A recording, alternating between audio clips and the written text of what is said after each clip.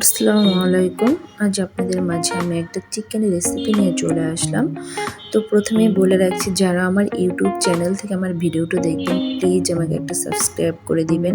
আর যারা আমার পেজ থেকে দেখবেন প্লিজ লাইক, কমেন্ট, শেয়ার করে দিবেন। আর যাদের ভালো লাগবে প্লিজ ফলো দিয়ে দিবেন। তো আমি এখানে চিকেন ফ্রাইয়ের জন্য কিছু চিকেন পিস নিয়েছি, ভালো করে ধুয়ে পরিষ্কার পানি ঝরিয়ে নিয়েছিলাম।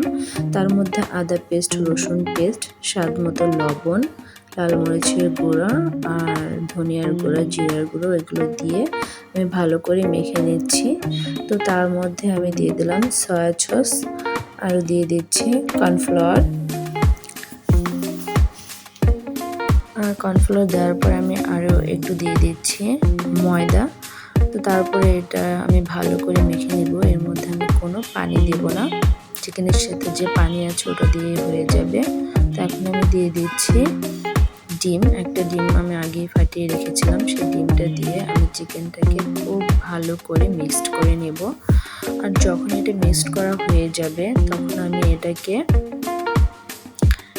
1.5 থেকে 2 ঘন্টার মতো ম্যারিনেট করে একদম ঢেকে রেখে দেব।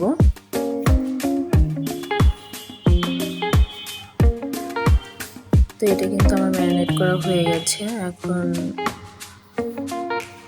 আমি চুলায় একটা প্যান বসিয়ে দিয়েছি, আর অবশ্যই এটাকে আমি 2 ঘন্টা কিন্তু ম্যারিনেট করে রেখেছিলাম। তারপরে আমি এখানে তেল গরম করে তেলের মধ্যে দিয়ে দিচ্ছি চিকেনটা। আর চিকেনটা একটু ফাঁকা ফাঁকা করে দেওয়ার চেষ্টা করবেন, যাতে একটা একটার সাথে লেগে না যায়। তো কিছুক্ষণ পরে আমি চিকেনটাকে একটু নাড়াচাড়া করে দিচ্ছি, একটু উল্টে দিচ্ছি, যাতে একটা চিকেনের সাথে আটকে না যায়। আমি চিকেনটাকে উল্টে দিয়েছি। আর ফ্রাইড রাইসের সাথে কিন্তু এইভাবে চিকেনটা খেতে বেশি ভালো লাগে। বাটার ব্রেড গাম দিয়ে করলে ওটা বেশি মুচমুচে হয়ে যায়, কিন্তু ওটা আমার কাছে ফ্রাইড রাইসের সাথে ভালো লাগে না। আর আজ আমি চিকেনটা ফ্রাইড রাইসের সাথে খাওয়ার জন্য করে নিচ্ছি। তো চিকেনটা আমার হয়ে গেছে, এখন আমি উঠিয়ে নিচ্ছি। আমি তেল ঝরিয়ে উঠিয়ে নিতে হবে। আর একটা টিস্যুতে রাখলাম, যাতে চিকেনের সাথে যে তেলটা আছে ওটাও টিস্যুতে চুষে নিতে পারে। তো চিকেনটা কিন্তু দেখেন আমার ভাজা হয়ে গেছে।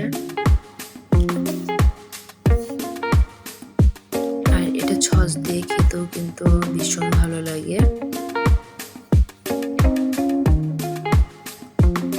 আসলে আমার কিন্তু সব চিকেনগুলো ভাজা হয়ে গেছে, দেখেন কতটা ইয়ামি হয়েছে মাশাআল্লাহ। আর আমার ভিডিওটা ভালো লাগলে প্লিজ লাইক, কমেন্ট করে দিবেন।